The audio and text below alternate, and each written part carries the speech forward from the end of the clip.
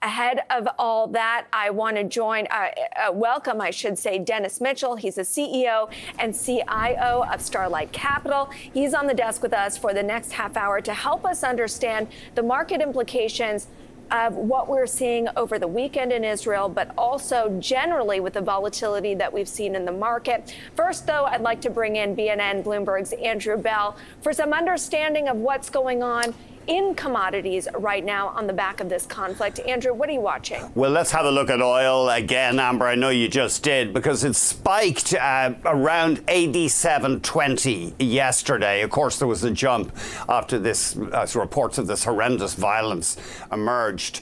You can see oil giving up some of the gains now. Bob Yorger of Mizuho Securities is saying the focus here now is Iran. If irrefutable evidence emerges that Iran helped Hamas in these attacks, then there is a risk, of course, of a widening conflict, Israel potentially retaliating against the Iranians. The Iranians produced just over 3 million barrels of oil a day. I know it's only 3% of the world market, but at the margin would be a huge disruption. Yorger of Mizuho cites research from Kepler indicating that China in August was taking about 1.5 million barrels of Iranian oil every day, about half of Tehran's production. China seems unlikely to act decisively here to cut off Iranian oil, but of course there's a lot of moving parts here. But for now, the oil market taking it in stride. All right. Thank you very much to Andy Bell for some of that perspective. I'd like to bring in Dennis Mitchell now. You're not an energy investor, but part of sort of the crude calculus that investors have to make is to think about war and how we put it into practice in the portfolio. But geopolitics is a difficult thing to price in. Yeah, I would say that it's impossible to price in. It's impossible to predict. And then really, you never know all of the moving parts until somebody writes a book 10, 15 years later, right? So from our standpoint, I think Andy's hit the right on the nose. You're looking at Iranian production. If that's disrupted, then that would put upward pressure on energy prices. Not to mention that any prolonged conflict would probably put downward pressure on economic growth and expansion globally. So I think Andy's hit the main key points there. You've also hit a point that even if you're not an energy investor, it's something that you have to think about, not only because of what it does to the global economy, but high oil prices in and of itself affect pretty much everything. Yeah, and I think the way we've approached it, like we have an infrastructure business at Starlight Capital as well, and the way we've looked at it is there's an aggressive substitution taking place in terms of moving away from fossil fuels that, are located in some places in the world that aren't so friendly towards the developed nations, and focusing more on renewable energy that you can actually build within your borders. Russia's invasion of Ukraine has now demonstrated to everybody that energy security is national security, and so you've seen a ramp up in renewable energy programs. Now, are we going to be carbon zero by 2050?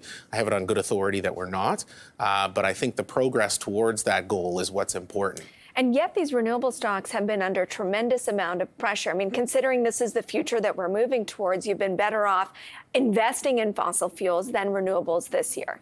Sure. But I mean, if you're looking at renewable energy, there's sort of two groups. The more publicly traded renewable and yield vehicles have certainly sold off as long bond yields have risen.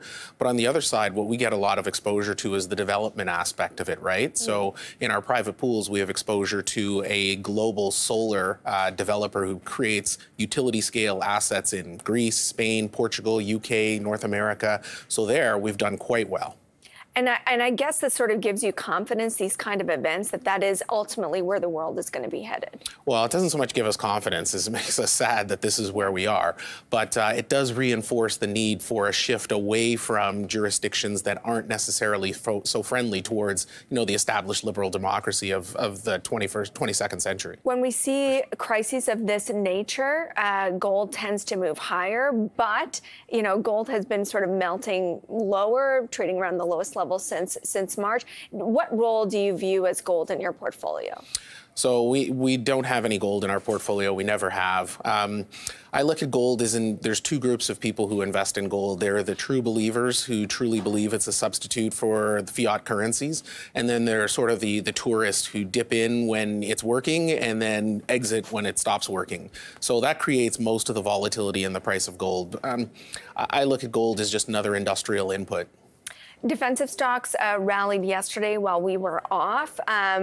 Stocks like Northrop Grumman, FTX, Lockheed Martin, and they've been under pressure for much of this year. Do you own any of these stocks? Do you have a thesis behind them? Yeah, my colleague Sean Taskatan, who runs our diversified equities business, owns Northrop Grumman.